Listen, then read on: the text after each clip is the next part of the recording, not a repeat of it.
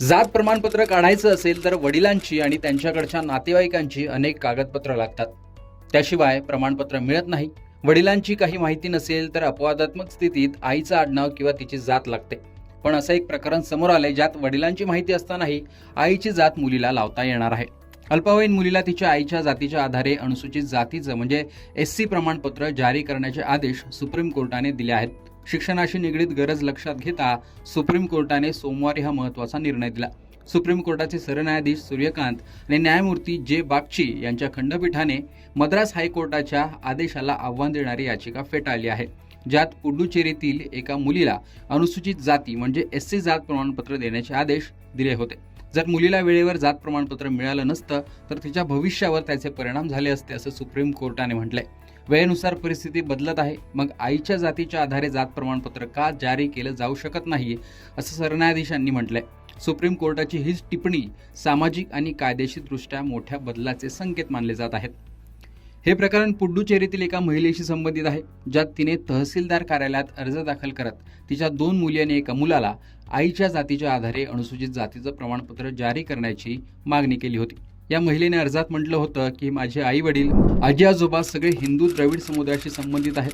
लग्नानंतर माझे पतीही माझ्या माहेरी राहतात असं तिने म्हटलं होतं. या प्रकरणी केंद्र सरकारच्या जुन्या अधिसूचनेचा उल्लेख करण्यात आला.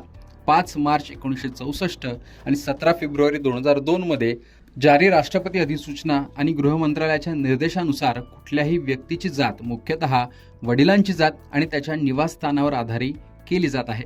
दरम्यान आताच्या या निर्णयात सुप्रीम कोर्टाने मुलीच्या हिताला प्राधान्य देत तिच्या आईच्या जातीच्या आधारे जात प्रमाणपत्र जारी करण्याची परवानगी दिली आहे. परंतु त्यासोबतच जात निर्धारणाशी संबंधित प्रमुख कायदेशीर प्रश्नांवर अंतिम निर्णय नंतर घेतला जाईल असंही स्पष्ट केलंय. सुप्रीम कोर्टाच्या या निर्णयाने देशभरात जात प्रमाणपत्र, आरक्षण आणि आंतरजातीय विवाह यासंबंधी अधिकारांवर नव्याने चर्चा होणार आहे. जर भविष्यात कोर्टाने आईच्या जातीलाही निर्णायक आधार मानला तर देशात सामाजिक न्याय व्यवस्थेत मोठा बदल घडू शकतो असंही कायदे तज्ज्ञ सांगतात. याचा थेट प्रभाव महाराष्ट्रात मनोज जरांगेंकडून केल्या जाणाऱ्या सगळे सोयऱ्याच्या अंमलबजावणीच्या मागणीवरही होऊ शकतो असंही बोललं जात आहे. त्यावरच जरांगे काय म्हणाले ते ऐका. शेवटी आपल्या नात्यात आणि आपल्या रोटीबिटी जो परंपरेनुसार जो कुळात रोटीबिटी व्यवहार होतो ना, त्या संदर्भात माझं म्हणणं आहे की सगळे सोयरे त्या पद्धतीनं लागू झालं पाहिजे. आईची जात मुलाला लागायला पाहिजे. जे आपल्या परंपरेनं, आपल्या रूढी परंपरा आहेत पूर्वीच्या पिढ्यांना पारनं आलेल्या, आपल्या काय म्हणते त्याला गोत्रातल्या, आपल्या गणगोतातल्या, त्या आईचं 100% मुलाला जातीचं प्रमाणपत्र मिळायलाच पाहिजे.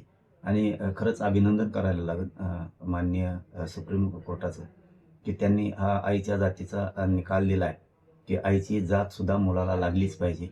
आणि एकदम चांगला निर्णय. त्यानुसार आता महाराष्ट्रातल्या सरकारनं, फडणवीस सरकारनं सगळ्या सोयरीची जी आपली अधिसूचना काढलेली आहे, आम्ही दिलेल्या आमच्या व्याख्याप्रमाणे आता तिची सुद्धा अंमलबजावणी सरकारनं करावी या अधिवेशनात, अशी मी मुख्यमंत्र्यांना देवेंद्र फडणवीस साहेबांना विनंती करतो की आईची जात पण लागायला पाहिजे आणि सगळे सोयरीची अधिसूचना काढलेली मराठा आरक्षणाच्या संदर्भातली तिची सुद्धा अंमलबजावणी होणं गरजेचं आहे.